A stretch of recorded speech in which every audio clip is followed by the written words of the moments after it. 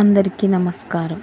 మనం పుట్టకముందే ఈ విషయాలు నిర్ణయించబడతాయి. వీటిని ఎవ్వరూ మార్చలేరు. అవేంటో ఇప్పుడు మనం వీడియోలో తెలుసుకుందాం.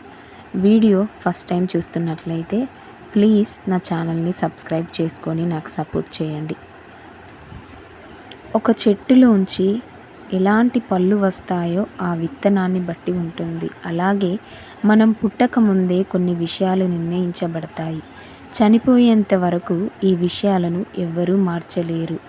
మనిషి పుట్టే కాలం తేదీని బట్టి ఏ రాశిలో పుట్టారో, ఏ నక్షత్రంలో పుట్టారో మనకు జ్యోతిష్యం చెబుతుంది. దీని ఆధారంగానే పుట్టిన ఆ వ్యక్తిత్వాన్ని ముందే పండితులు చెబుతారు.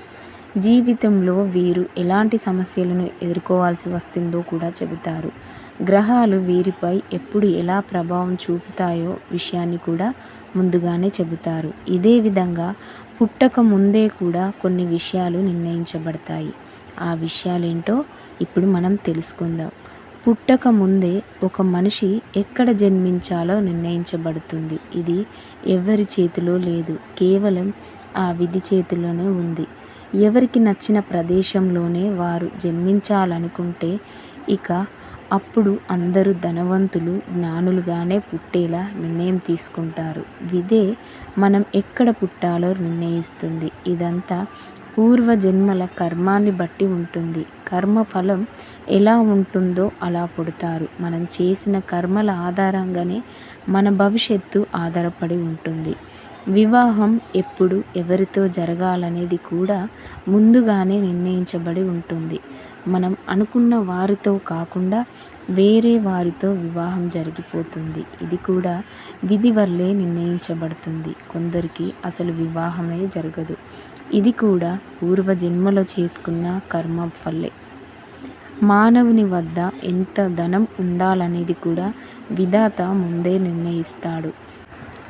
అందరూ ధనవంతులను కావాలనుకుంటారు, కానీ అది అందరికీ సాధ్యం కాదు. కేవలం కొంతమందికి మాత్రమే ధనవంతులయ్యే అవకాశం ఉంటుంది.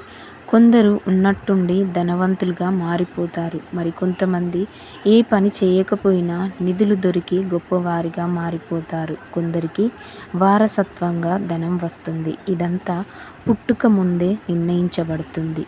గురువు జ్ఞానాన్ని బోధించేటప్పుడు అందరూ ఒకేలా అర్థం చేసుకోరు. ఒక్కొక్కరు ఒక్కో విధంగా అర్థం చేసుకుంటారు. అందరికీ సమానమైన కళ్ళు, ముక్కు, చేతులు ఇచ్చినా అందరూ సమానంగా ఆలోచించలేకపోతారు. ఇది కూడా విధి ముందే నిర్ణయిస్తుంది. మృత్యువు ఏ వయసులో, ఎక్కడ, ఎలా జరగాలనేది కూడా ముందుగానే నిర్ణయించబడి ఉంటుంది. మృత్యువు కూడా జన్మించక ముందే నిర్ణయించబడి ఉంటుంది. కొంతమందికి చిన్న వయసులోనే మృత్యువు వస్తుంది. మరికొంతమంది అనారోగ్యంతో బాధపడుతూ మరణిస్తారు. ఇంకొంతమంది వేరే వారి చేతిలో మరణిస్తారు. ఇదంతా మనిషి పుట్టక ముందే నిర్ణయించబడి ఉంటుంది. పూర్వజన్మలో చేసిన కర్మల ఆధారంగానే నిర్ణయించబడతాయి. ఈ జన్మలో పాపాలకు శిక్ష అనుభవించకపోతే వచ్చే జన్మలో అయినా ఆ పాపాలకు ఖచ్చితంగా అనుభవించి తీరాల్సిందేనని పురాణాలు చెబుతున్నాయి. కర్మ సిద్ధాంతాన్ని ఎవ్వరూ మార్చలేరు. అది ఎప్పటికైనా తిరిగి వస్తుంది. సర్వే జన సుఖినో భవంతు. జై శ్రీకృష్ణ.